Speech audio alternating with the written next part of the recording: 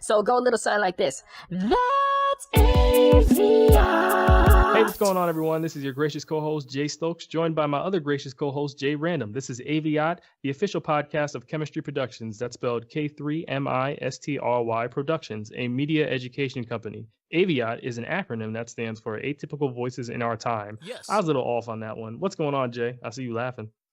I'm laughing because your lips are not matching, but I'm doing good, man. Maintain it's nice Wednesday. Sorry for everyone who was waiting for the last week's show. Things happen. We try to be consistent all the time. So I'm happy to be back on the mic. Let's get it. Let's talk about some topics. Talk about the most current event. And it would be Nipsey Hussle. Yeah. Go ahead, Jay. So let me ask you a question. When is his funeral? Tomorrow, actually, the 11th. And is at the Staples Center, right? Yeah, it's gonna be. I heard that they're selling tickets. Tickets okay, free. so the thing is, tickets are supposed to be free. free. People selling for $400. Exactly. So people trying to take advantage of the situation, and I mean, at the end of the day, it is a good hustle, but like that's a moral thing at that point. It's like where your morals lie. The guy passed away, and he was a hip hop artist and an activist for his community, and you would want to pay respects to that, but people are trying to capitalize off his murder. Exactly. So I feel like you got to be a spineless, cold jerk to even do anything like that. Like, come on, man. Really? You're selling free tickets. But I think they did the same thing for Michael Jackson and James Brown. Yeah, people always got to capitalize off something. So we didn't really talk about the murder of Nipsey Hussle, because we didn't have a show last week. So I just wanted to get your take on it, just for those who haven't been hearing the news, because I know they've been talking about it all over the place. Nipsey Hussle was 33.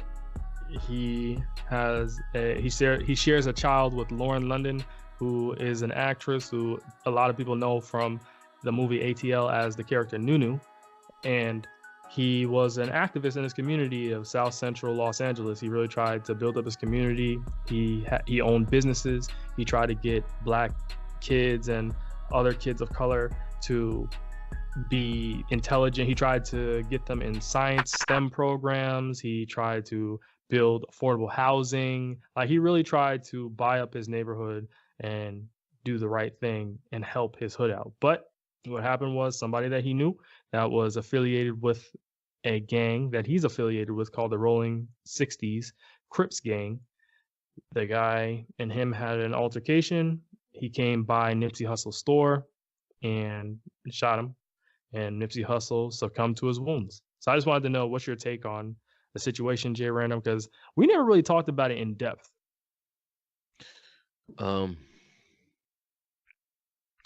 It's sad. It's sad how we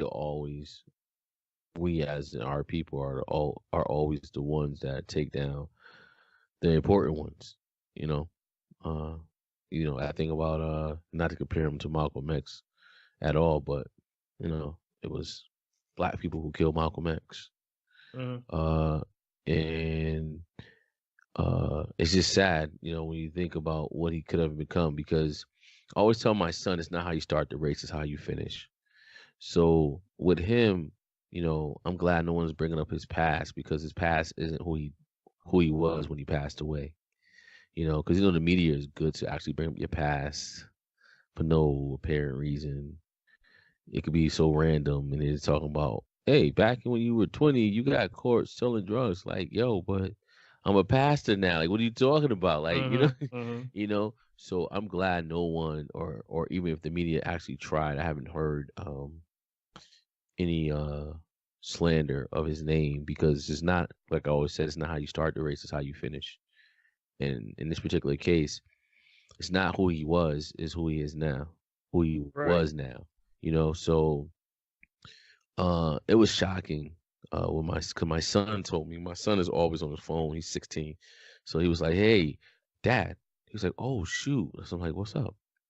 He's like, "So Nipsey Hussle and two other guys got shot." And then like 4 minutes later, he was like, now they saying Nipsey Hussle was the one who died because he's like Nipsey Hussle and 2 other people got shot, but one of the guys passed away. Then he like 4 minutes later, he was like, they saying it was Nipsey Hussle. I was like, okay, because I'm not really a Nipsey Hussle fan, and that's only because, you know, it's he's a West for Coast. what no yeah, and besides him being West Coast, you know, I have my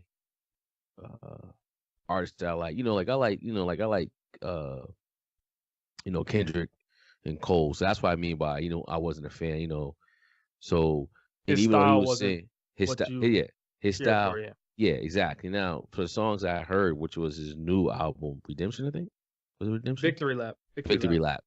Mhm. Good album, good album. But yeah. So when he said it, I was like, okay, dang. Well, you know what?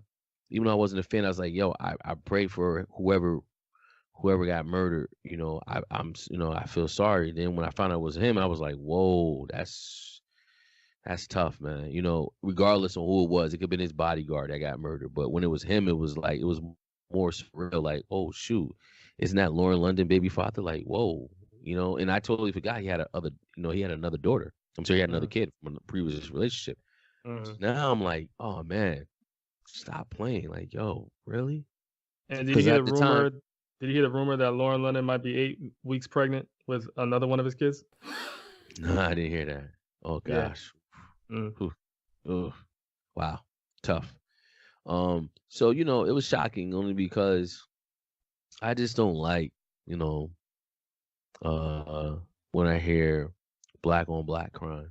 It's just, I mean, black on black murder. It's sad. And it's definitely sad when you start to read up and do more research on Nipsey. And you're like, wow, this dude was a stand up guy, Like, Mm. wow. You know, um, he was the one that really made, he really put his money where his mouth was. Or I said it backwards. Put his Yeah, money where his mouth was. Mm-hmm. yeah. Like he took his money and actually invested in his projects. And when he realized that he was trying to gentrify his community or his block, he was like, no, I'm gonna buy that store right there and build it to be something else. Like I'm not gonna allow you to come in, and more people need to do that. And then then also I heard that he was about to start that documentary On on Dr. Sebi. Dr. Sibby. I did research on Dr. Sibby. Um, and it just opened up a lot of doors. And the sad part too is that the following day, he's supposed to sit with the law enforcement. LAPD, Yeah, yeah, and the and mayor. try and solve the gang violence in Yeah. Los Angeles. Yeah. So when I hear stuff like that, I'm like, wow, this dude had his boots on the ground, like literally boots on the ground. Mm-hmm. You hear all these other rappers, and no disrespect to them too, because I mean, it's kind of like a double-edged sword. Damn if you do, damn if you don't. You make money, you try to come back to your hood, people are jealous, so they try to take you out. But now you make money, don't go back to your hood, They say people you are a jealous, sellout. try to take you out. You know what I'm saying? So regardless on how it works, you either go to the hood, they try to take you out, or you never show up again, and they try to take you out. So it's a double-edged sword. Damn if I do, damn if I don't. So for him to actually um stay in his hood, open up shops in his hood, buy properties, invest and make his community better. Big up to him. It's sad though, how it happened. And I think I don't know, but for me, I just feel like sometimes people gotta realize, and this is no, and this is nothing towards him. I'm just saying in general. I always feel like you can never be too comfortable in your surroundings. Ever since I was 10, probably 9 or 10, my dad used to always tell me, pay attention to your surroundings. Always know what's going on in your surroundings.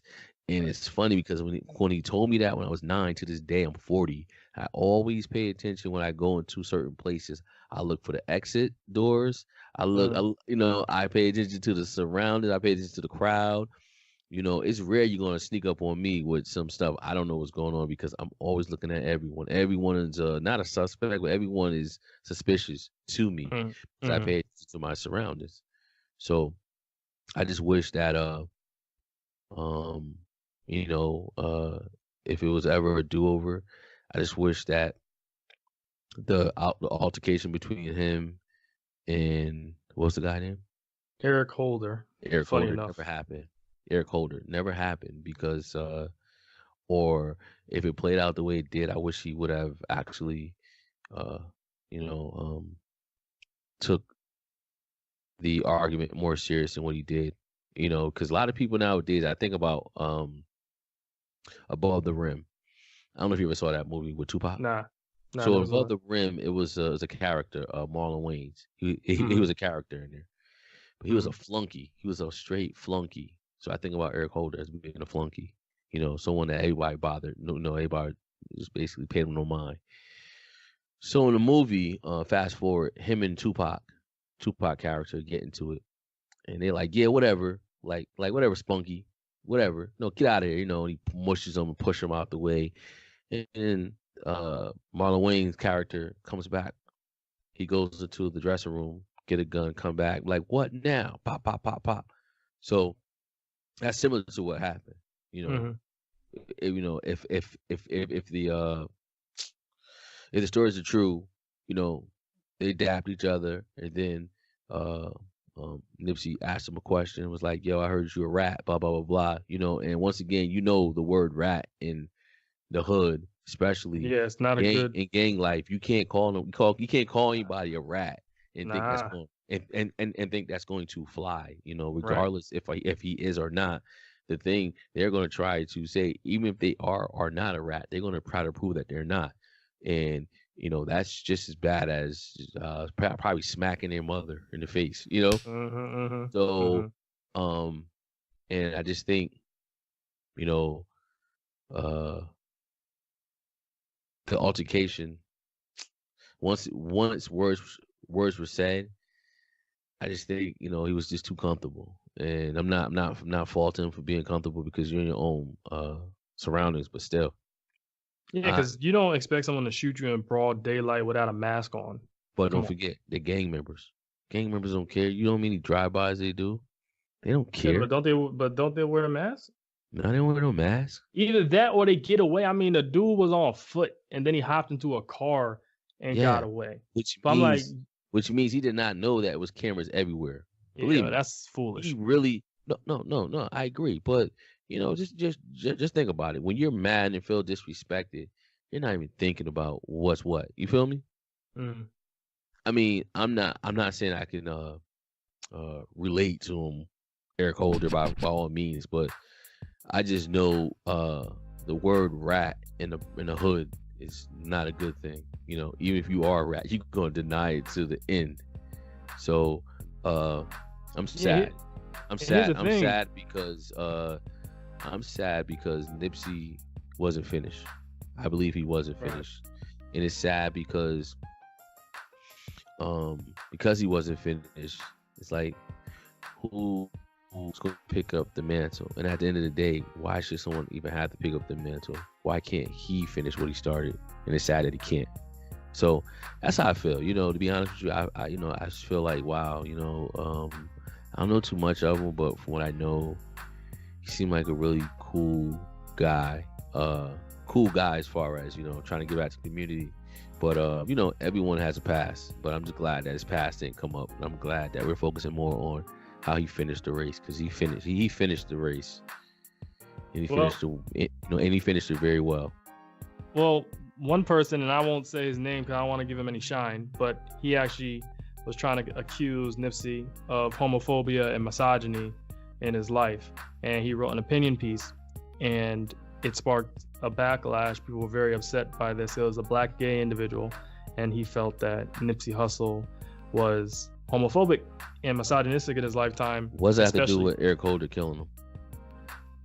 that's what I'm saying. That's why I got a bad backlash, and I feel like with the black gay community, I understand that they go through a lot of troubles. The black LGBTQIA plus community, I'll just say black gay community for short right now, but I know they go through a lot of struggle and stuff. But when you are trying to speak to people and get people to see your point of view, you have to know how to approach the situation, because if you fight fire with fire, it's just going to be a big blaze of energy. Like, it's not going to solve anything. So the fact that this person inserted themselves into the equation, wrote an opinion piece on NBC News about 4 days after Nipsey died.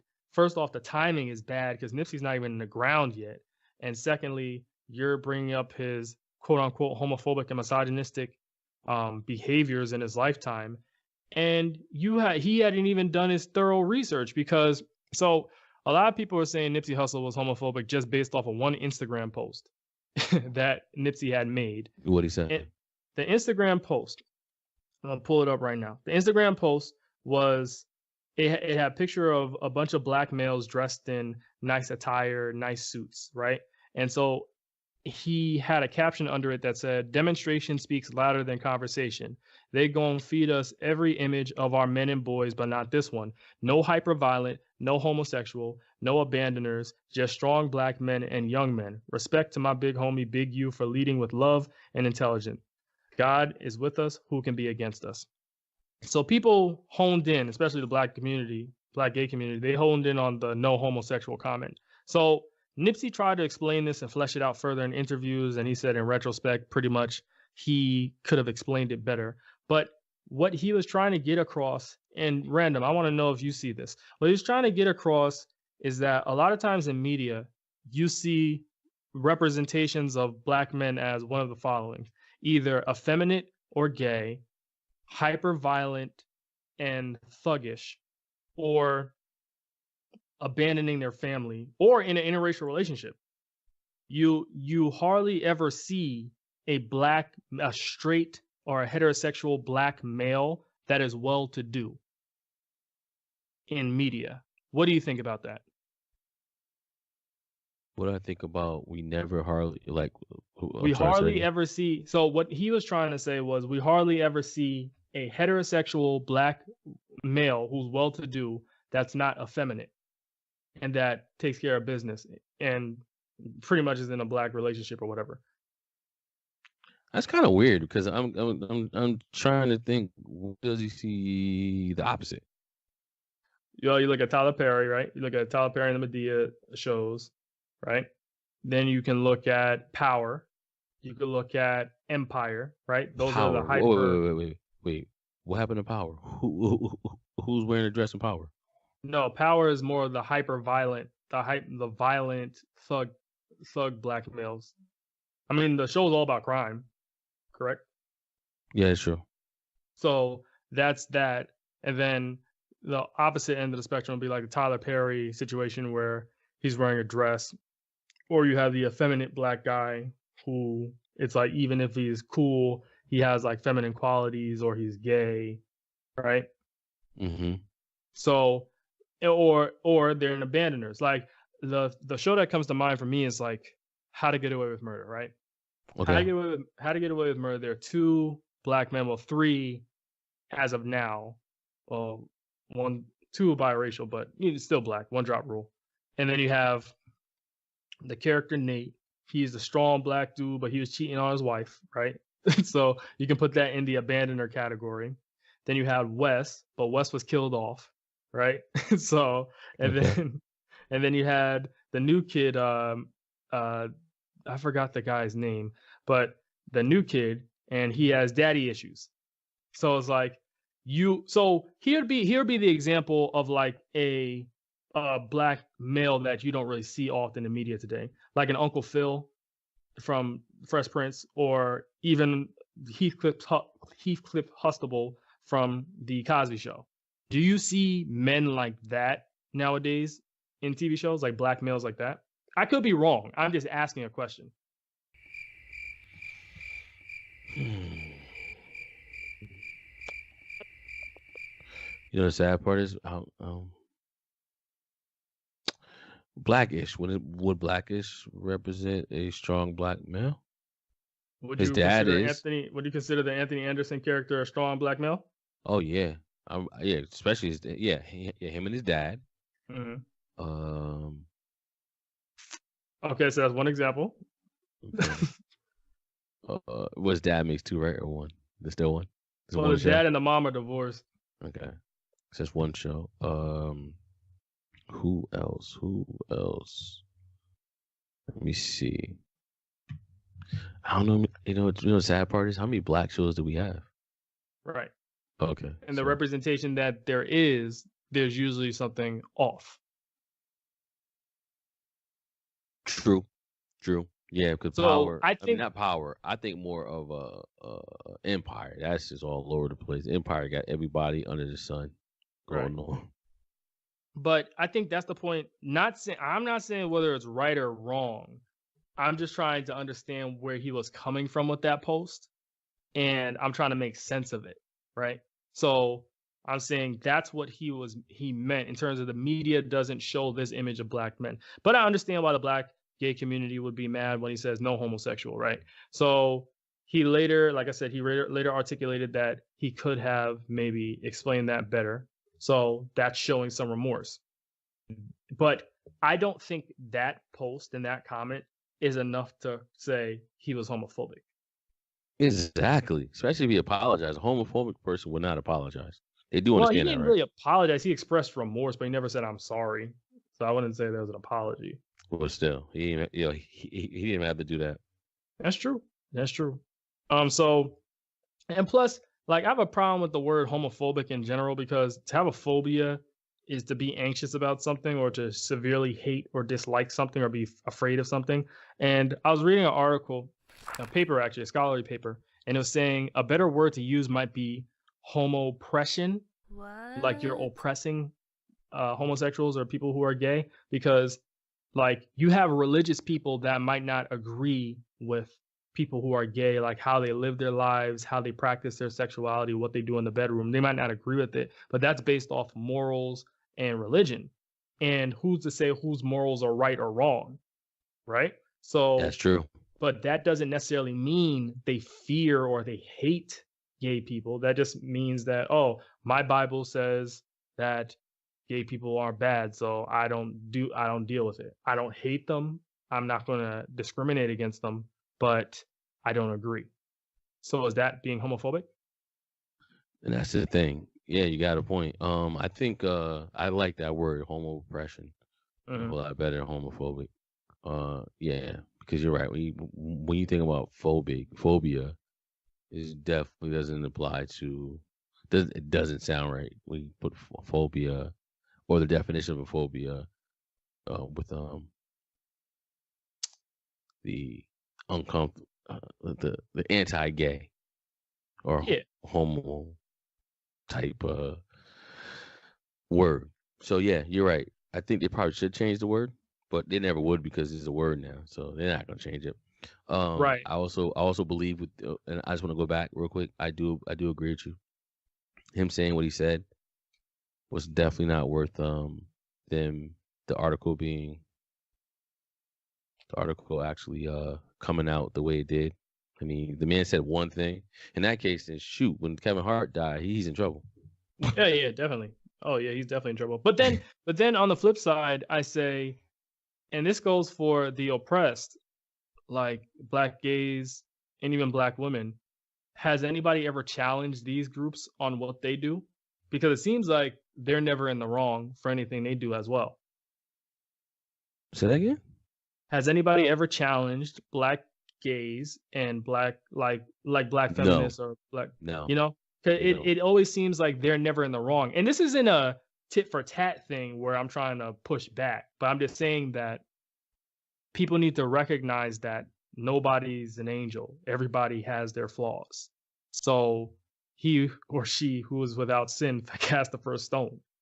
Because the True. guy that wrote this article, he didn't do his proper research, and even when he called Nipsey misogynistic, he didn't listen to this interview that Nipsey did with Ism Radio, where he said he went to Eritrea because he found out that he's part Eritrean in Africa, and he saw how men and women respected each other over there, so he had a different respect for women coming back.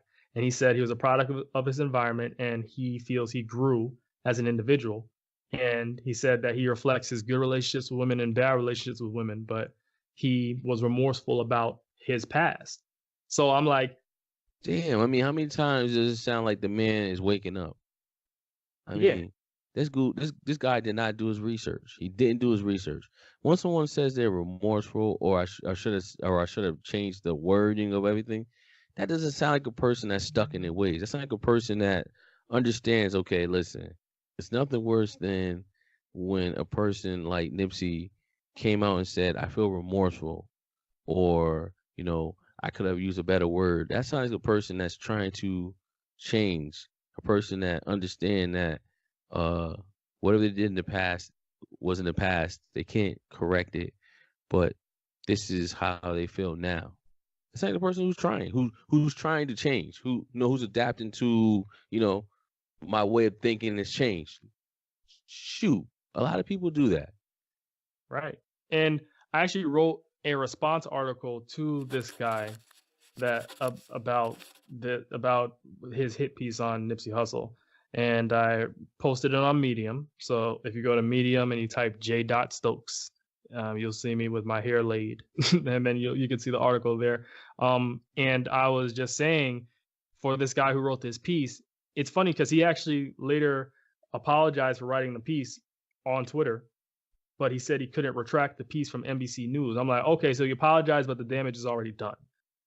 Like, will people, like, when you die, does that mean it's fair game for people to be like, oh, well, he was a good guy, he was a great writer, but he wrote this terrible piece about Nipsey Hussle and wasn't considerate? Like, would it be fair for people to do that? That's crazy. You got a point. Because what do you mean by he can't retract it? Just retract it. Like what? He doesn't feel like he doesn't feel like what he wrote was.